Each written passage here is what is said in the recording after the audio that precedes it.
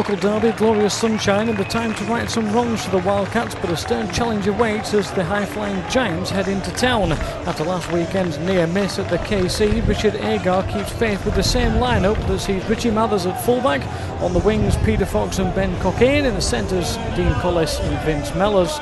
Standoff Isaac John, Tim Smith at scrum half. The two props will be Andy Raleigh and Steve Southern, with Paul Ayton at hooker. Second row, Danny Kermond and Aaron Lauer-Titi. And a loose forward is Danny Washbrook.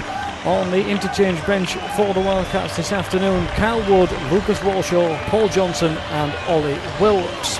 Huddersfield have a very good recent record at the Rapid Solicitors Stadium, with 11 wins in the last 14 visits and a banging form. They make 4 changes from the team that beat Saints, and one of those missing is hat-trick hero and well-known face around here, Luke George. Also out go Robinson, Walker and Lawrence, with Murphy, Lee, Gilmore and Fairbank replacing them. So the Giants will line up with Greg Egan at fullback, Jermaine McGilvery and Aaron Murphy will be on the wings, with Leroy Cudjoe and Joe Wardle through the centres. Standoff Scott Griggs alongside scrum half Danny Brough. The two props, Earl Crabtree and Lee Gilmore, with Tommy Lee at hooker. Jason Chan and Jacob Fairbank will make up the second row, with loose forward Kevin Brown. On the bench, David Fiuma, Sean Lunt, Lon Patrick and Mike Lawrence.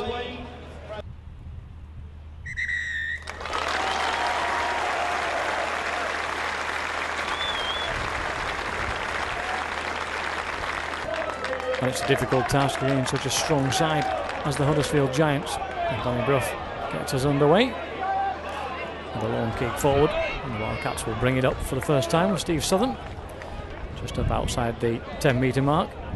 Good early yardage for the Wildcats, and they need a strong base to work from this afternoon. So first chance for the big man to have a run, and he does well, and the Wildcats have to repel him. They're up quickly as Southern this time, but Brough manages to step and trick his way away and does well out wide, and the Giants have the first chance and the first score of the game. McGilvery over in the corner, and they take the lead straight away. Brough did well, spinning away from tackles, got himself across the line, and the neat interplay on the right hand side allowing McGilvery to go over in the corner again. And Smith now with the chance for the kick on the last tackle.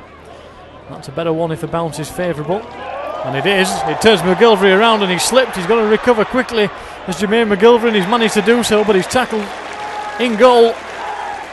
Never really stood a chance there, the winger, once the ball had bounced. Captain takes the first shot across the bows. Ayton in towards Lauer-Titi. Lauer-Titi almost had the hands free. There was nobody on the shoulder though, but he does get himself deep inside the 10. And Smith into Raleigh. Raleigh though is wrapped up quickly, but he still manages to pick up that extra couple of yards that takes the Wildcats right down to the line, just under the posts. Ayton will find Smith. Smith out to Kermond. Oh, great challenge by Griggs. Looked like Kermond was in for a second. A good challenge by Griggs as the Wildcats try and barrel their way over from the play of the ball. Can't manage it this time though, too many bodies in the way as Mathers comes up from that pile. Smith on the last, tries to find Southern, but Southern just can't quite take it. The idea was right, and Steve Southern just couldn't quite keep it in the hands. Looking for his second try of the season, and the Wildcats will get the penalty inside the 20. And Ayton will take it from the tap. Raleigh on the angle, turns, but Southern was heading the opposite direction. The ball goes away from Southern to Smith this time. Mathers on for Collis. Collis tries to flick it out wide for Fox. Fox claiming that it came off a Huddersfield hand. The referee not in agreement. And he battles his way back to his feet. Cudjoe gets space and finds McGilvery. McGilvery's down the line as he managed to get in. He's stretched out again as McGilvery's. He got his second he has. Just managed to get a yard of space down that right hand side when it didn't look like there was any. Tiptoed his way down the line and managed to keep inside, and then stretched out a long arm and just managed to put it over in the corner, but straight into tacklers in front of him. Smith looking for the pass, finds Kermond. Again, just for a moment it looks like he might be through, but then he's held on the ankles and get down to the floor. Final tackle, Smith inside, turns away from two as he got over the line. No, referee says no, held up. We're approaching half time. or heading that way I should say. They're 10 down at the moment as it goes out wide to Cockayne. Cockayne comes inside. Does he manage to force his way over? The fans on the far side think he has, and the referee agrees. And the Wildcats finally have themselves back on the scoreboard. Didn't look like for a moment like there was room to get over in the corner. Finding himself on the left.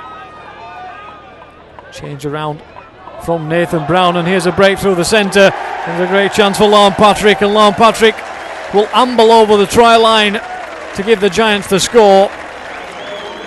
Great break by Fauma through the centre.